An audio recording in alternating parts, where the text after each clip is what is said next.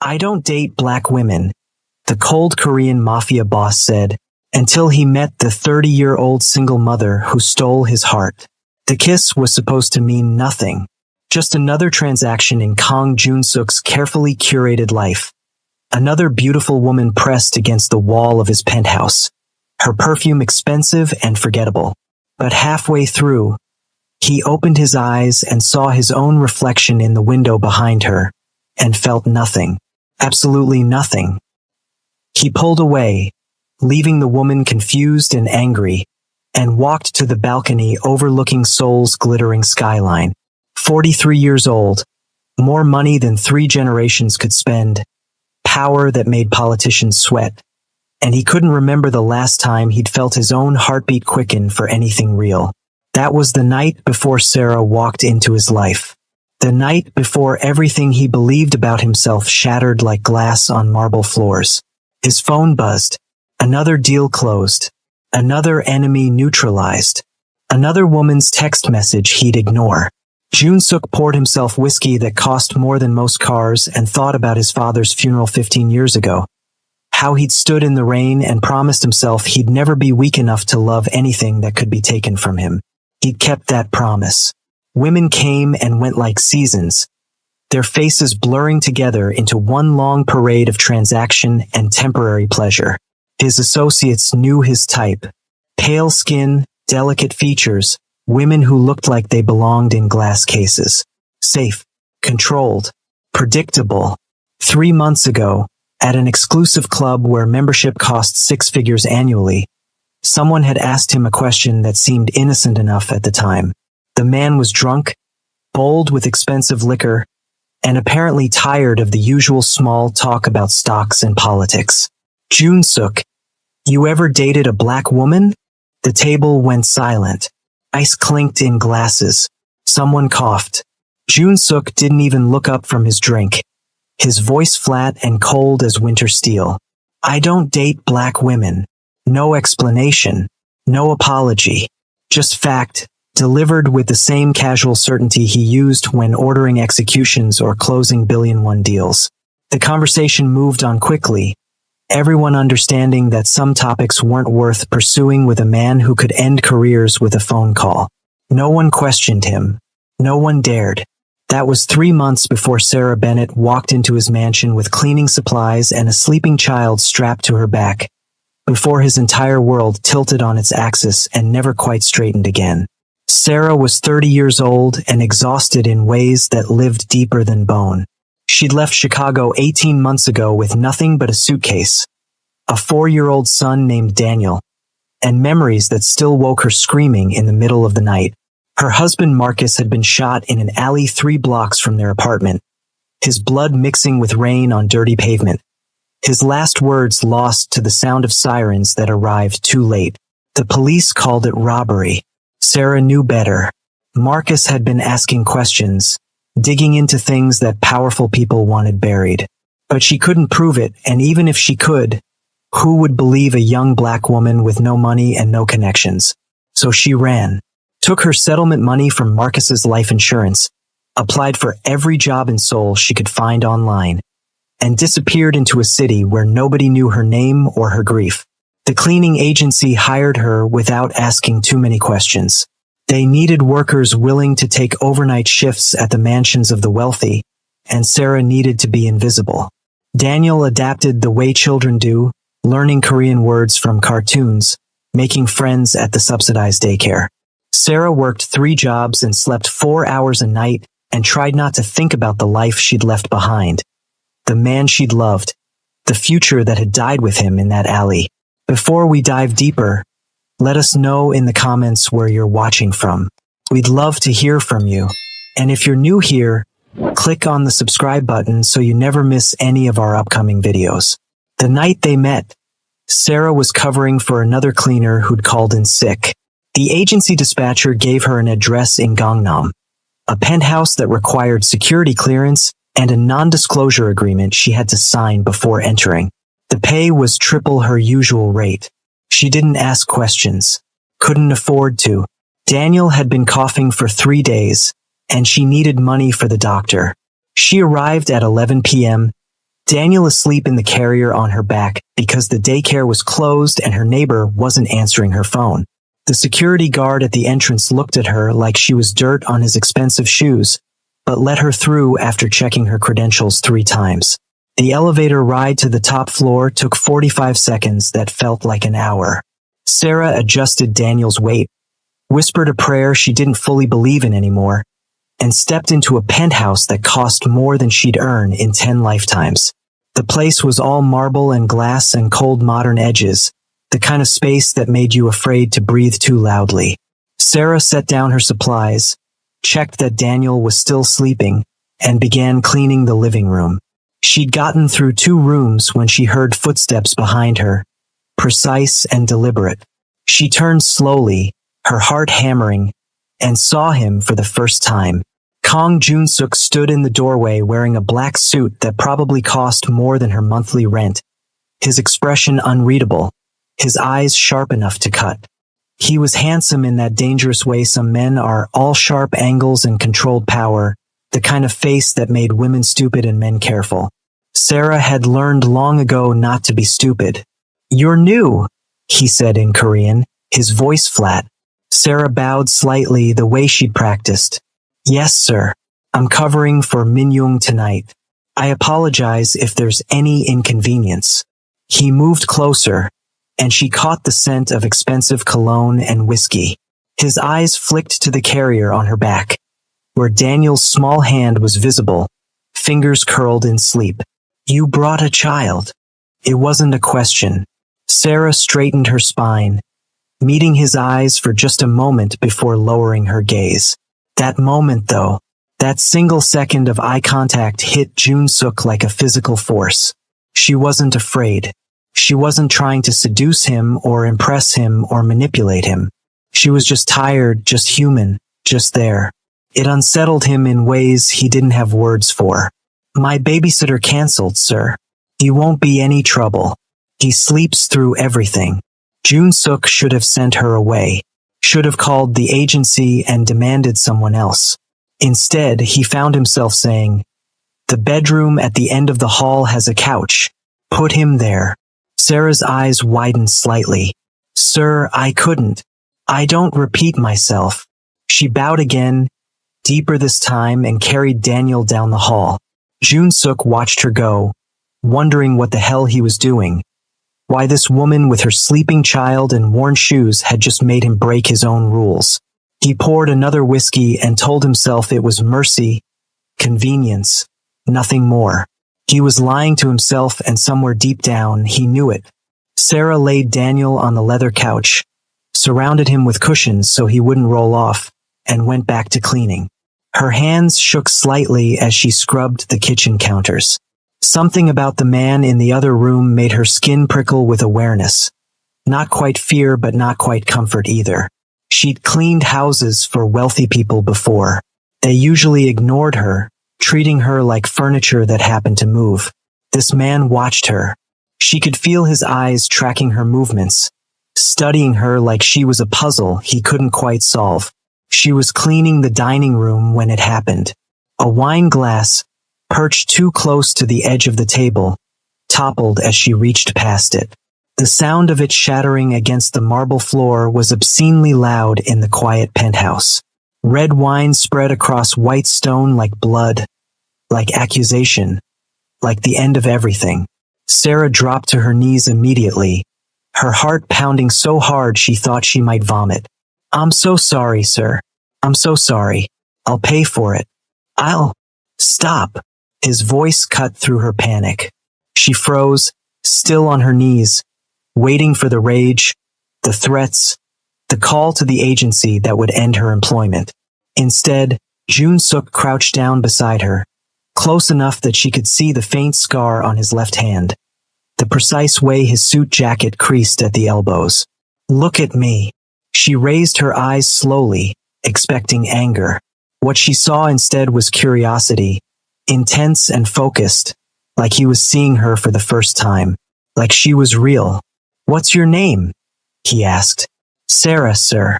Sarah Bennett." "Sarah." He tested the name on his tongue, the English syllables slightly awkward in his Korean accent. You're American. Yes, sir. Why are you here?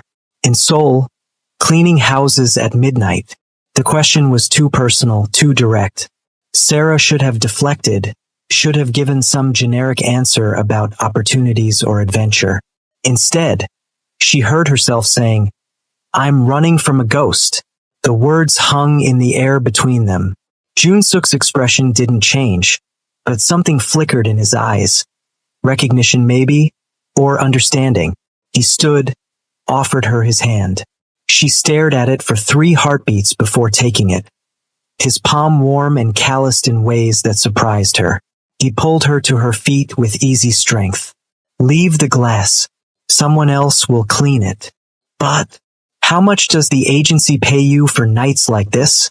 Sarah named the figure, her cheeks burning with shame at how small it sounded in a place like this. Jun-suk pulled out his wallet, counted bills that were worth more than she made in a month, and held them out. I'm hiring you directly. 3 nights a week. Same rate. You bring your son if you need to. No one else comes here. Sarah stared at the money, then at him, her mind racing through all the reasons this was a terrible idea. Strange man. Empty penthouse. Too much money for simple cleaning. But Daniel needed medicine. Needed food. Needed a mother who wasn't breaking under the weight of survival. Why? She whispered. Jun-suk didn't answer immediately. He looked at her, really looked, and realized he didn't know why. Just that sending her away felt wrong in a way he couldn't articulate. Because you didn't beg, he finally said. You broke something expensive and you didn't beg or cry or try to use your child to manipulate sympathy. You just apologized and offered to fix it. That's rare. He walked away before she could respond, leaving her standing in his dining room with a fistful of cash and the uncomfortable feeling that she'd just made a deal she didn't fully understand. Behind her, Daniel cried out softly in his sleep, and she went to comfort him, wondering what the hell she'd just agreed to. If you're enjoying this story, hit that like button and drop a comment telling us what you think will happen next. Your engagement helps us bring you more stories like this. That first month, Sarah cleaned Jun-suk's penthouse 3 nights a week while he worked in his office or took phone calls in languages she didn't understand. Daniel slept on the leather couch, occasionally waking to ask for water or the bathroom. Jun-suk watched them both with an intensity that should have been creepy but somehow wasn't. He was studying them, she realized, the way a scientist studies something that doesn't fit known categories. On the 4th week, Daniel woke up crying from a nightmare, calling for his father. Sarah rushed to comfort him, but before she could reach the bedroom, Jun-suk was there, crouching beside the couch with an awkwardness that would have been funny in any other circumstance. Hey! He said softly in English, the word careful and unpracticed. Hey, it's okay. Daniel stared at him with wide, frightened eyes. Sarah appeared in the doorway, frozen by the surreal image of this dangerous man trying to comfort her son with hands that had probably killed people. I'm sorry, she said quickly. He has bad dreams sometimes. We'll go. No. Jun-suk stood, ran a hand through his hair in the first gesture of uncertainty she'd ever seen from him. Does he need something? Water? Food?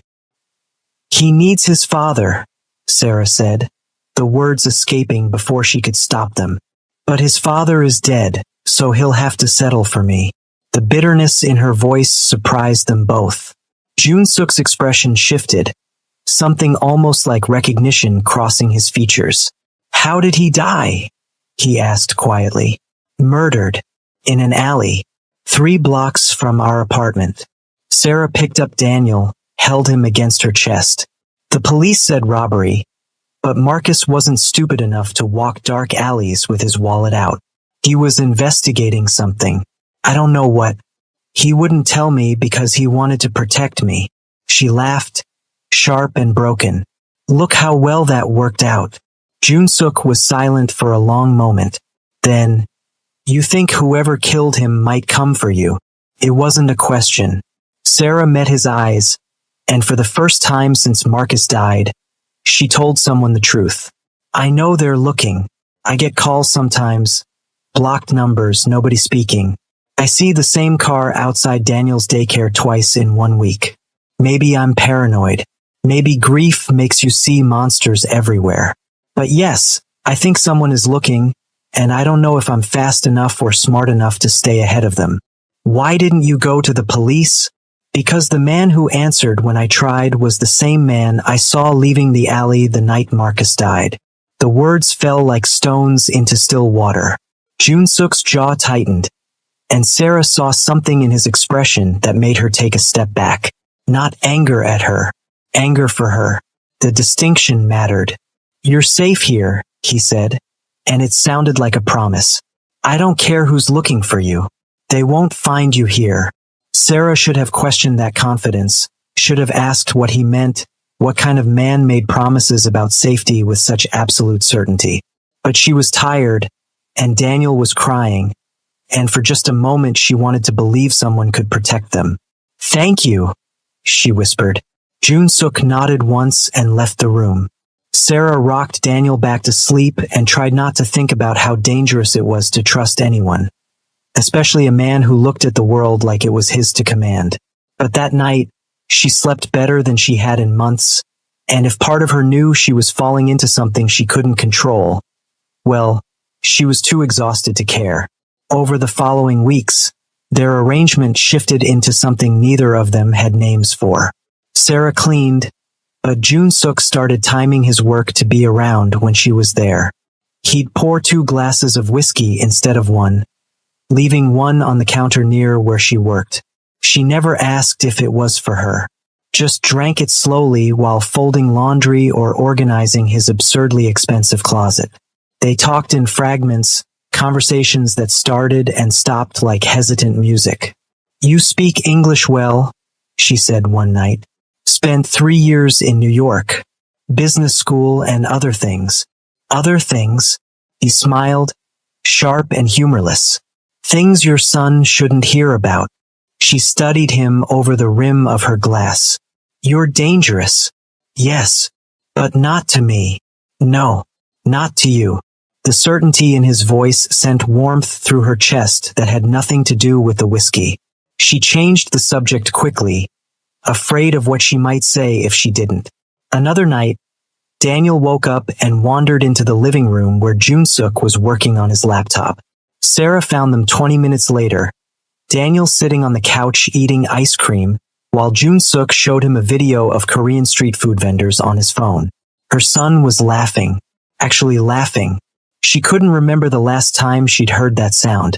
He said he was hungry, Jun-suk said defensively, like she'd caught him committing a crime. I didn't know what kids eat. Ice cream is perfect, Sarah said softly. Thank you. Their eyes met and held. Something passed between them, electric and terrifying, and they both looked away at the same moment. But the city that never slept was watching. Jun-suk's world was built on control and fear, and there were people in that world who noticed when their boss started acting differently. When he fired 3 men for making a crude comment about the black cleaning lady. When he canceled a meeting because it conflicted with his new cleaning schedule. When his second-in-command Min-ho walked into the penthouse unexpectedly and found Sarah there, comfortable and unafraid in a space where most people trembled. Who is she? Min-ho asked later, cornering Jun-suk in his private office. She cleans my house. She's more than that. Don't lie to me. I've known you 20 years. Jun-suk's silence was answer enough. Min-ho leaned back in his chair, studying his friend and boss with concerned eyes. You said you'd never do this, never get involved, never care. I know what I said. Then what changed? Jun-suk thought about Sarah's hands, strong and scarred from work. The way she never asked him for anything. The sound of Daniel's laugh. The terrifying realization that he looked forward to Tuesday and Thursday and Saturday nights in ways that had nothing to do with having a clean home. Everything, he finally said. Everything changed. Are you hooked yet? Comment. I'm still watching. And make sure you're subscribed so you don't miss what happens next. This story is just getting started. The shift happened gradually, then all at once. Jun-suk started buying groceries he didn't need, things he'd seen Sarah glance at in the Korean cooking shows Daniel liked watching. Children's books in English appeared on the coffee table. The spare bedroom that had been empty for 5 years suddenly had a bed, proper curtains, toys that Daniel found one morning with a note in Jun-suk's precise handwriting. He should sleep properly. Sarah should have been scared by the intimacy of it, the way this dangerous man was weaving himself into their lives. Instead, she found herself looking forward to those nights, to the comfortable silence that fell between them while Daniel slept, to the conversations that grew longer and more honest as weeks turned into months. "Why did you come to Seoul?" Jun-suk asked one night. They were sitting on his balcony. The city spread out below them like captured stars. Daniel was asleep inside. The air smelled like rain. Because it was far away. Because nobody here knew Marcus, so nobody would look at me with pity. Because I thought maybe if I ran far enough, I could outrun the guilt. Guilt for what? Sarah's hands tightened around her glass. For being alive when he's dead. For not stopping him from whatever investigation got him killed. For bringing Daniel into a world where fathers die in alleys and mothers clean houses at midnight to afford medicine. She laughed bitterly. "Take your pick." Jun-suk was quiet for a moment. Then, "My father was shot in front of me when I was 12. Right hand took over the business, raised me to be what I am now. Taught me that love was weakness, that caring about anything made you vulnerable." He paused. "For 30 years, I believed him. And now?" He turned to look at her, and Sarah's breath caught at the raw honesty in his expression. "Now I think he was a coward. Building walls isn't strength. It's fear dressed up as power. What changed your mind?" "You," he said simply. "You and your son showing up in my life like you had every right to be there. You're not afraid of me. You should be, but you're not. And Daniel," his voice softened. "Daniel looks at me like I'm just a person. Not a boss, not someone to fear. Just someone who gives him ice cream and teaches him bad Korean words." Sarah laughed despite herself. "Wait, what bad Korean words?" "Minho walked in yesterday while I was teaching him how to order food. Some of the phrases were informal. Jun-suk, he's 4. He won't remember." They were both laughing now, and then they weren't because suddenly the space between them felt charged with something neither could ignore. Jun-suk reached out slowly, giving her time to pull away, and tucked a strand of her hair behind her ear. His fingers were gentle in ways that contradicted everything she knew about him. "I don't know what I'm doing," he said quietly. "I've never. This isn't something I know how to do." "What isn't?" "Care about someone. Want someone around not for what they can give me, but just because they're there. Look forward to seeing them. Imagine a future that includes them." Sarah's heart was hammering so hard she was sure he could hear it. "Jun-suk, you said you don't date black women." His jaw tightened.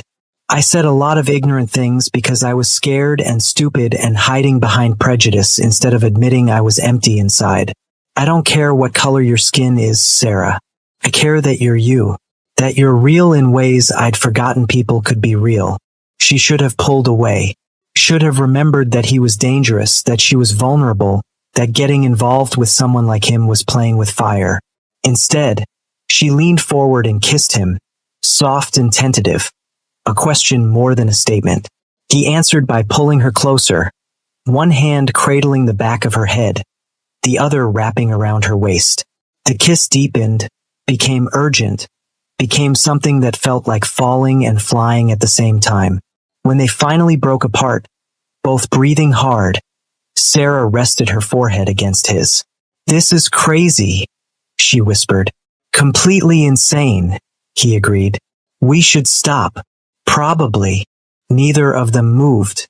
Inside, Daniel called out in his sleep, and they separated reluctantly.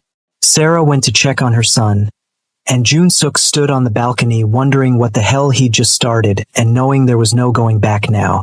But in Seoul's underground, in the places where power was traded in whispers and violence, people had noticed Kang Jun-suk's distraction. And in Chicago, a man named Victor Chan was having a very interesting conversation with a very scared police officer about a woman who disappeared 18 months ago. A woman whose dead husband had gotten too close to something that should have stayed buried. Her name was Sarah Bennett, the officer said, hands shaking around his beer. She left the city right after her husband died. I heard she went international. Where? Victor's voice was casual, bored almost, but the officer knew better. Seoul, South Korea. Found out through a friend at immigration. Victor smiled, cold and reptilian. Seoul. How interesting. Make some calls. Find out where exactly she is. I have friends there who owe me favors. The trap was being set, and neither Sarah nor Jun-suk knew they were walking into it. Not yet. The next few weeks were stolen moments between danger and domesticity. Jun-suk started coming home earlier, timing his schedule around when Sarah would arrive. They'd eat dinner together, the three of them, Daniel chattering in his mix of English and broken Korean, while Jun-suk taught him how to use chopsticks and Sarah pretended not to notice how natural it all felt. Too natural. Dangerously natural. One evening, Jun-suk came home with shopping bags full of clothes. Designer clothes. For Daniel. What is this? Sarah asked, staring at the expensive fabric. He needed clothes. He has clothes. He needed better clothes. Jun-suk. These probably cost more than I make in 6 months. I can't accept. He cut her off with a kiss, quick and firm. They're for Daniel, not you. Let me do this. Please. The please broke her. Sarah nodded, blinking back tears she didn't fully understand. Jun-suk pulled her close, tucked her head under his chin, and they stood there in the middle of his expensive penthouse while Daniel tried on a jacket that probably cost more than her first car. I need to tell you something, Jun-suk said quietly. Sarah's stomach dropped. Okay. My business, the things I do, they're not legal. I'm not a good man, Sarah. I've hurt people, killed people, made decisions that haunt me. I need you to know that before this goes any further. She pulled back to look at him. I know. I've known for weeks. I'm not stupid. Then why are you still here? Because everyone's broken something. Everyone's running from something. You've killed people. But you also bought my son clothes and taught him how to order food and held me when I cried about a husband I lost 18 months ago. She cupped his face, her thumb tracing the scar on his cheek. You're not just one thing, Jun-suk. None of us are. He kissed her again, deeper this time, with a desperation that spoke of years of loneliness finally breaking apart. They made love that night after Daniel fell asleep, slow and careful. Two damaged people finding temporary peace in each other's bodies. Afterward, lying tangled in his sheets, Sarah traced the scars on his back and thought about fate and choice and the strange ways life brings people together. Tell me about him, Jun-suk said. Your husband, Marcus. Sarah smiled sadly. He was good, really genuinely good in ways that are rare. He worked as a social worker, helped kids in foster care. He believed in systems and justice and fighting for people who couldn't fight for themselves. Her voice cracked. That's what got him killed. He found something, some connection between a local gang and city officials. He was going to expose it. 2 days later, he was dead. What was the gang? They called themselves the Southside Dragons. Small operation, but connected to bigger things. Marcus had documentation, evidence. I tried to find it after he died. But someone got there first. She nodded. When I went to the police, the detective who took my statement was the same man I saw leaving the alley that night. I knew then that whatever Marcus had found was bigger than I could handle. So I took Daniel and ran. Jun-suk was quiet, his mind working through possibilities and connections. Did Marcus ever mention Korean connections? International trafficking? Sarah sat up, clutching the sheet to her chest. How did you know that? His expression went carefully blank. Tell me exactly what he said. He mentioned Seoul once, said the dragons had partners here, that the operation went deeper than anyone thought. He had a name, Victor someone. Victor Chin. That's all I remember. Jun-suk's blood went cold. Victor Chin. One of the most dangerous men in international organized crime. And someone who'd approached Jun-suk 3 years ago about a partnership Jun-suk had refused. Victor didn't forget refusals. Sarah, he said carefully, I need you to listen to me very carefully. Victor Chun is extremely dangerous. If he thinks you have information about his operations. But I don't. I don't know anything. Marcus never told me details. It doesn't matter. The fact that you existed, that you were married to someone digging into his business, that's enough. He grabbed his phone. We need to move you. Tonight. Somewhere safe. Move us where? Jun-suk. You're scaring me. Before he could answer, his phone buzzed. A message from Min-ho, short and terrifying. We have a problem. Victor Chen's people are asking about an American woman with a child. They have her old address from the cleaning agency. Jun-suk's face went white.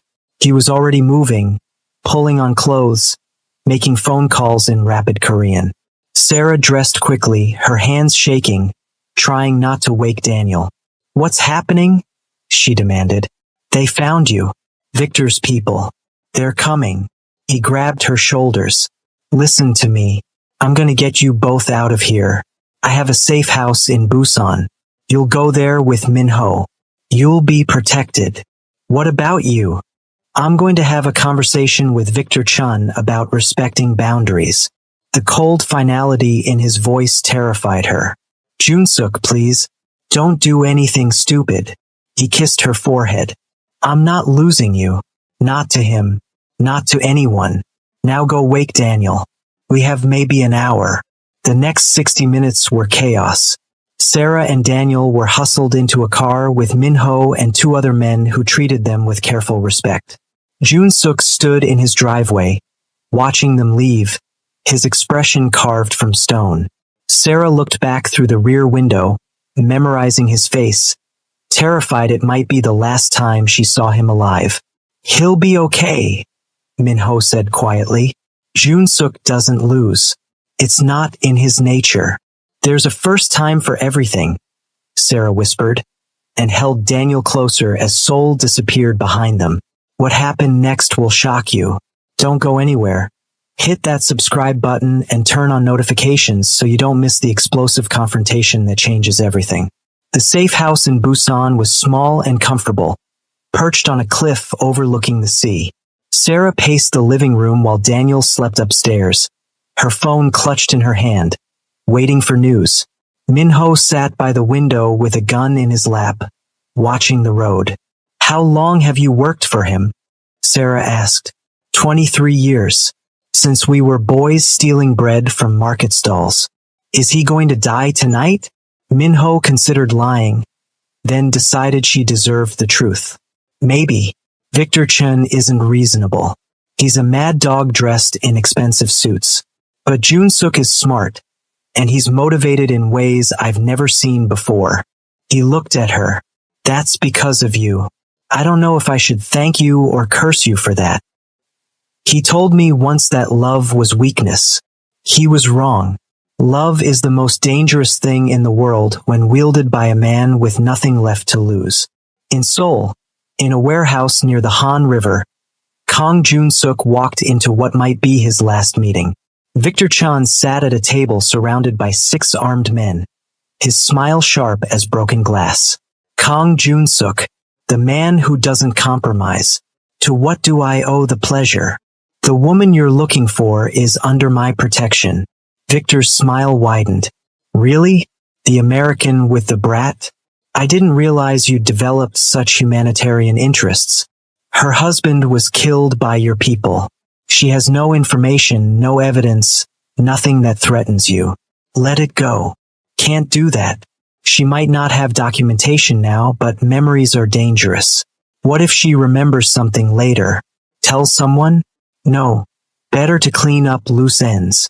Victor stood, circling Junsuk like a shark. Unless you're willing to trade. What do you want? Partnership. Your distribution network in exchange for the woman's life. And maybe you throw in some other concessions. I'm feeling generous tonight. Junsuk had built his empire on never backing down, never compromising. His father's voice echoed in his head. Never love what can be taken from you. But standing in that warehouse, thinking about Sarah's smile and Daniel's laugh and the possibility of a life that meant something beyond power and fear, he realized his father had been wrong about everything that mattered. No, he said quietly. Victor's expression went cold. No, I don't negotiate with threats against people I care about. So here's my counteroffer. You leave her alone permanently, or I destroy every operation you have in Southeast Asia. I burn your trafficking routes. I expose your government contacts. I make your name toxic. Junsuk stepped closer, his voice dropping to something deadly. I've spent 30 years building power for no particular reason. Turns out having a reason makes me much more dangerous. You'd start a war over a woman? I'd end a world over that woman. The warehouse went silent. Victor's men shifted nervously.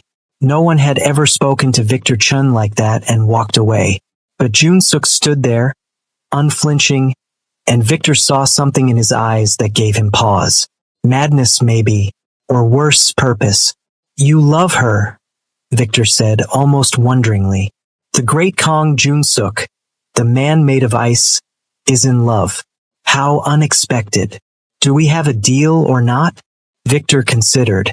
Junsuk's network was valuable, but going to war with him would be expensive and bloody. And there was something about the man standing before him that suggested death wouldn't be the worst thing that could happen if Victor pushed. Fine, the woman lives, but you owe me a favor. Someday, somewhere, I'm gonna call it in. Acceptable. They shook hands, and Junsuk walked out of that warehouse knowing he just mortgaged his future. But when his phone rang and he heard Sarah's voice, shaky with relief, he couldn't bring himself to care. It's done, he said. You're safe. Both of you. Where are you? Coming to you. I'll be there by dawn. He drove through the night, soul disappearing in his rearview mirror, and thought about the man he'd been versus the man he was becoming. 30 years of believing emotions were weakness, of treating people as transactions, of measuring life in money and fear. All of it had been a waste. All of it had been running from the only thing that made existence bearable. Dawn was breaking over the ocean when he finally pulled up to the safe house. Sarah was standing on the porch, wrapped in one of his jackets that she must have grabbed before leaving Seoul. The moment she saw him, she ran. He caught her halfway down the driveway, lifted her off her feet, buried his face in her neck and breathed her in like oxygen after drowning. I thought, her voice broke, Minho wouldn't tell me anything. I thought you were dead. Takes more than Victor Chun to kill me. He set her down, cupped her face. I need to tell you something. Okay. I love you. I don't know when it happened or how. Maybe that first night when you broke the glass and didn't beg. Maybe when I saw you with Daniel. Maybe every moment in between. But I love you, and I'm not apologizing for it or hiding it or pretending I don't. Sarah's eyes filled with tears. I can't believe I'm hearing this from a man who said he doesn't date black women. That man was an idiot. That man didn't know you existed. That man was hiding behind prejudice because he was too scared to admit he was empty. He kissed her softly. You filled something in me I didn't know was hollow. You and Daniel. You made me want to be better than what I was raised to be. I love you too, she whispered. God help me. I love you too.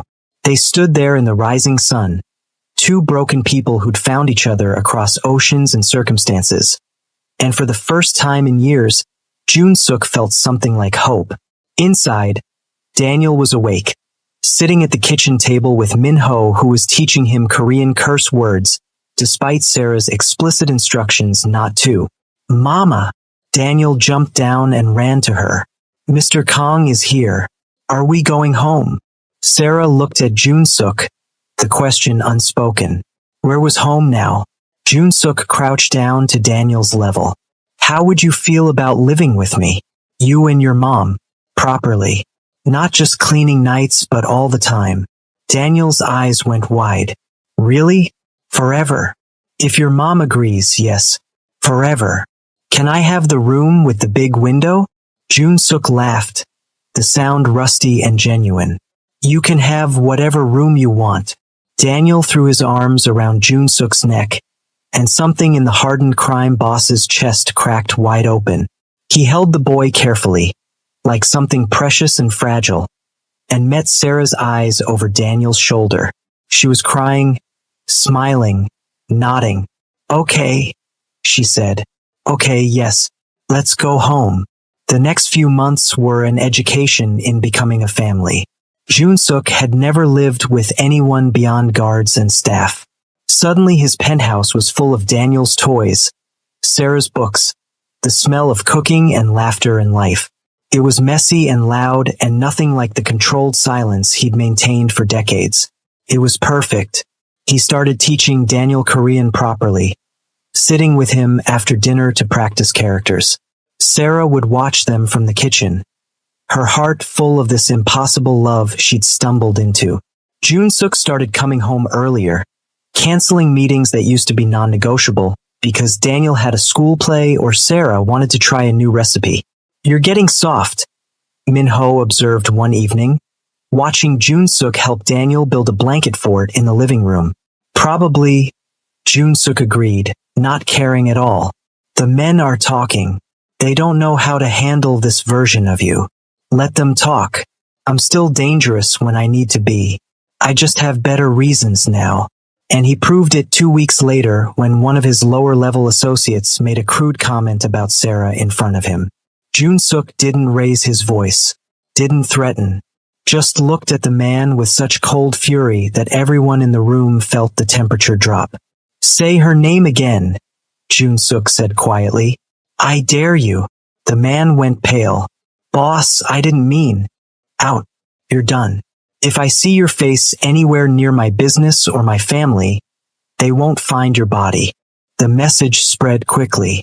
Kong Jun-suk was still the man they feared, but now he had something to protect, which made him infinitely more dangerous. Respect for Sarah and Daniel became non-negotiable. Anyone who forgot that learned why crossing Jun-suk was a fatal mistake. But Sarah was also changing him in ways that went deeper than just protection. He started questioning the business itself, the violence and corruption he'd accepted as necessary.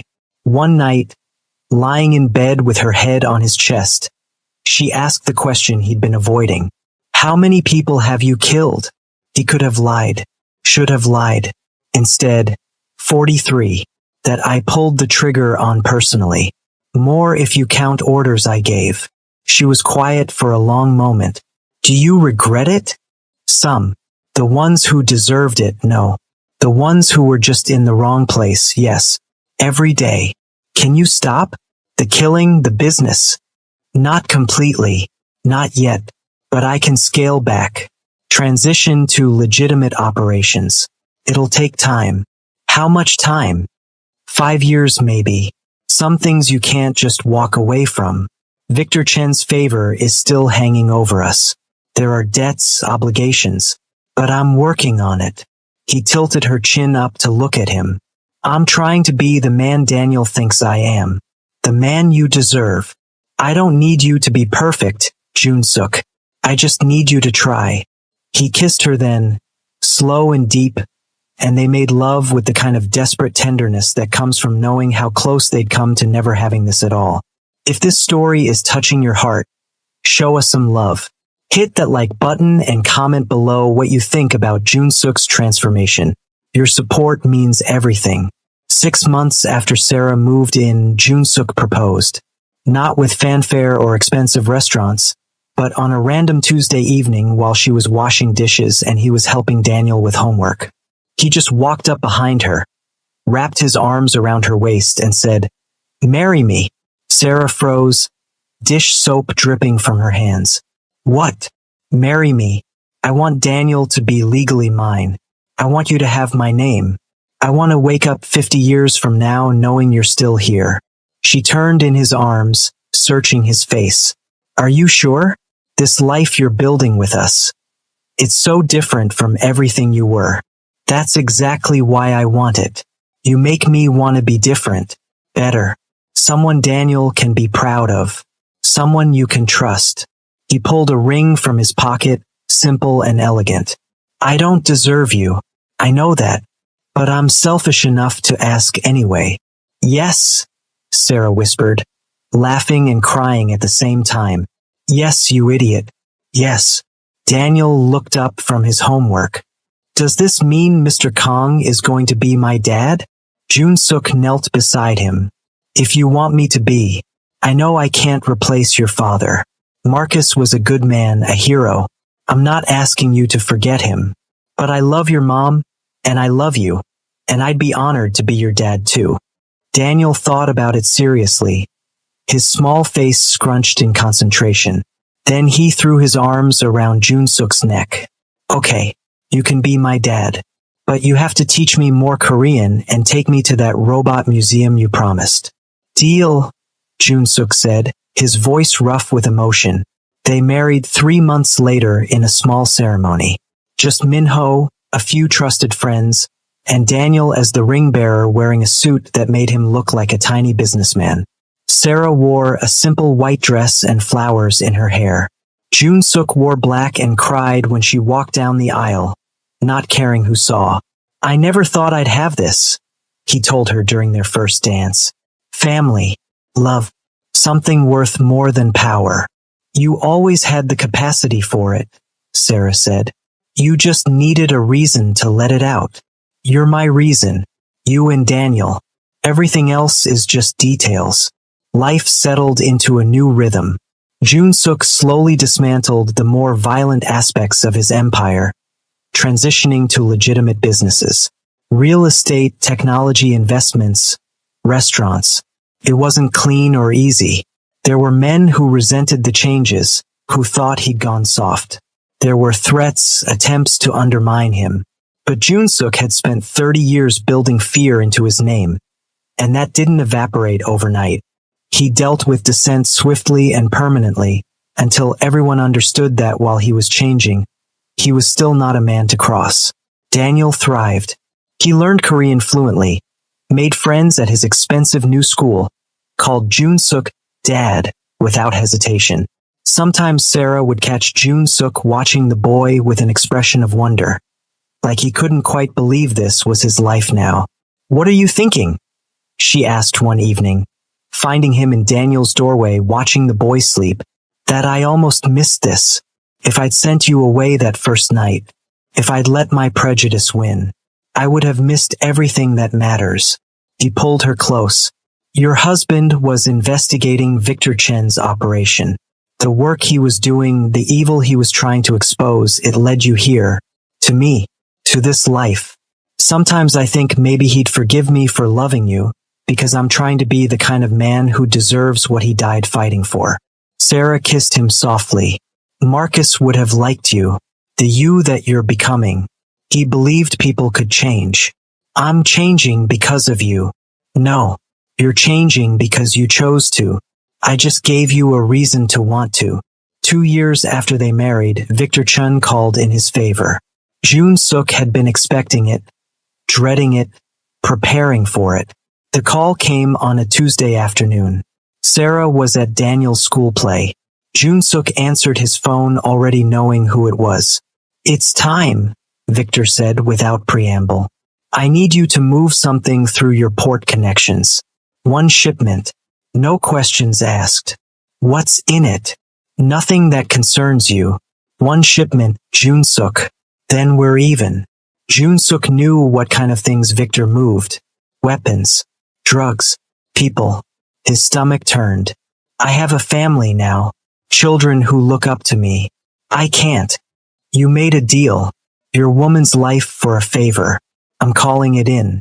Unless you want to renegotiate, maybe I could visit that lovely wife of yours. Meet your son properly. The threat was clear. Jun-suk's hand tightened on the phone until his knuckles went white. When? Next week.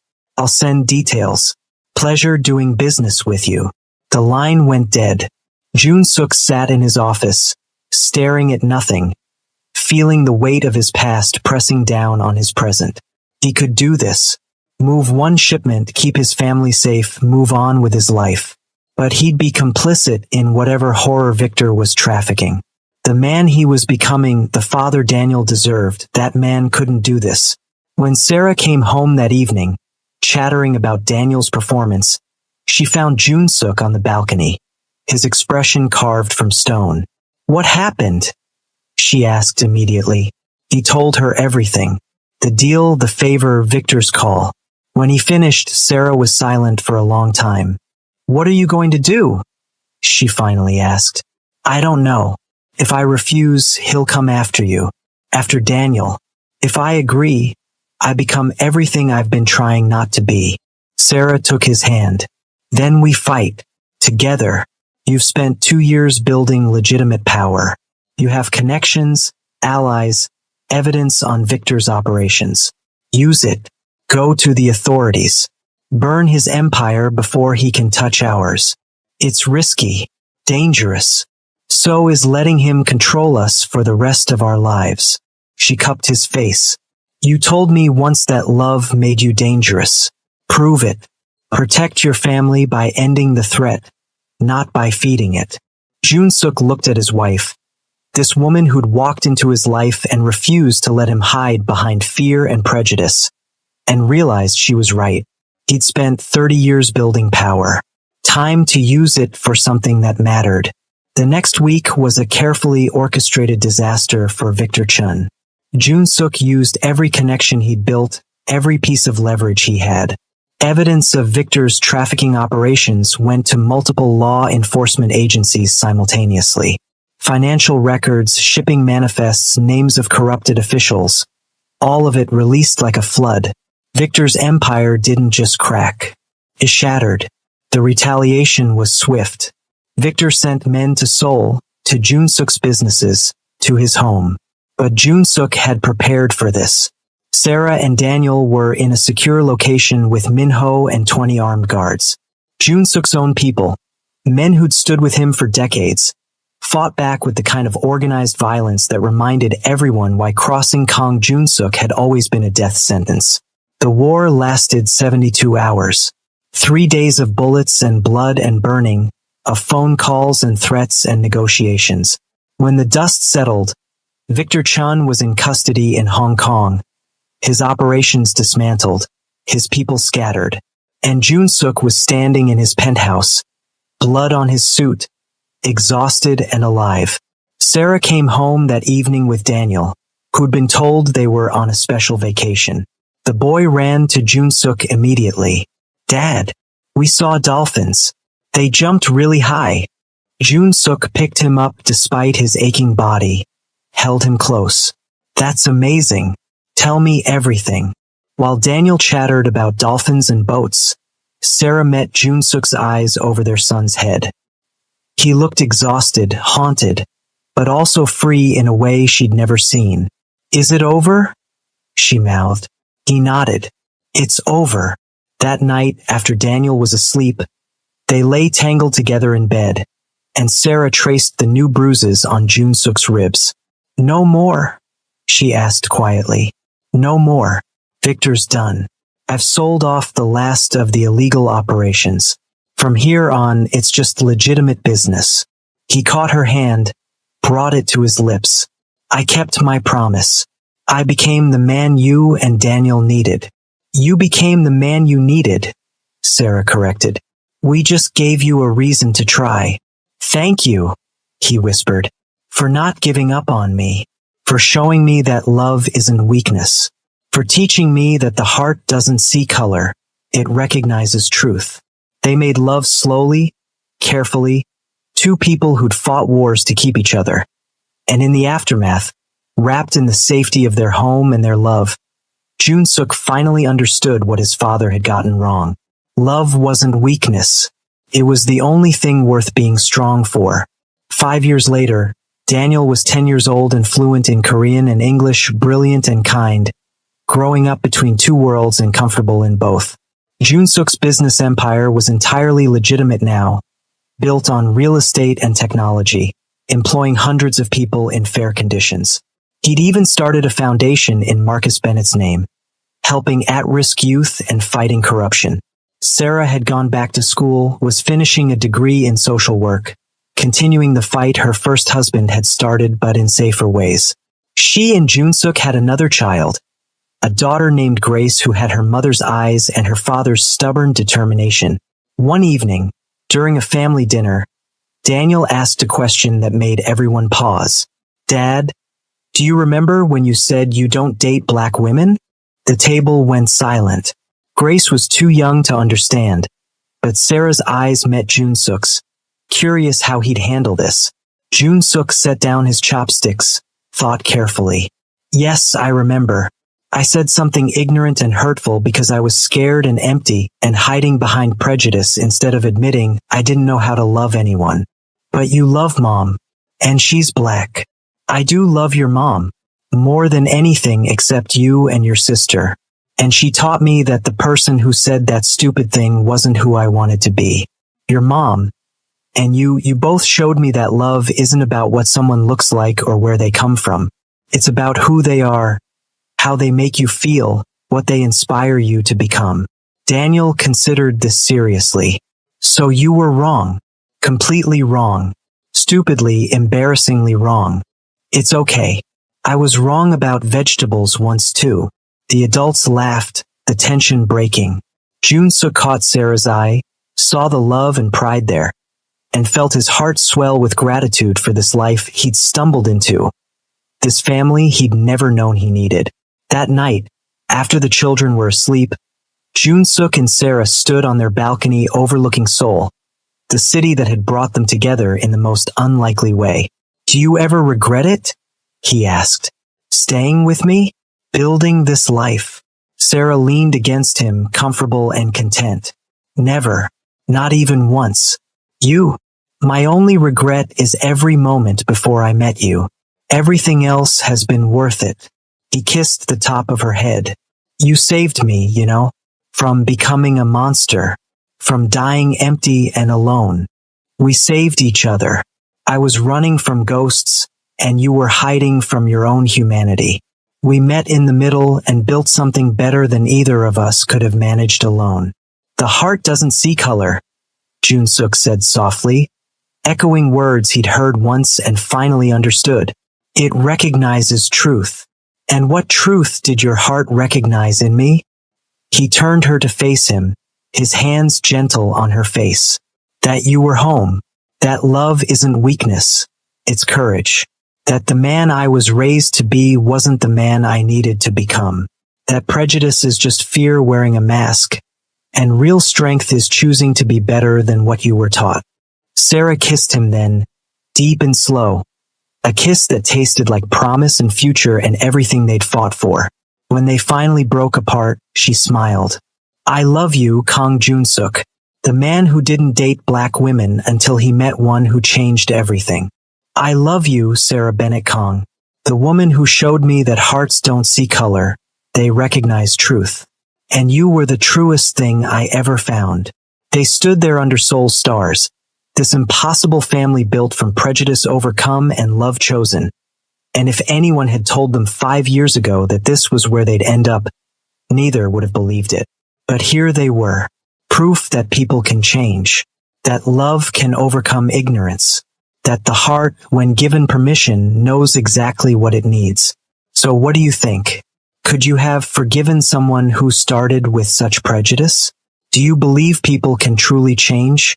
Drop your thoughts in the comments below. And if this story moved you, hit that like button and subscribe for more powerful stories about love, redemption, and the courage to become better than we were. Share this video with someone who needs to hear that transformation is possible. that love can break down walls we build around our hearts, and that sometimes the most unlikely people teach us the most important lessons. Thank you for watching, and remember, the heart doesn't see color. It recognizes truth, and truth has a way of finding us when we're brave enough to let it in.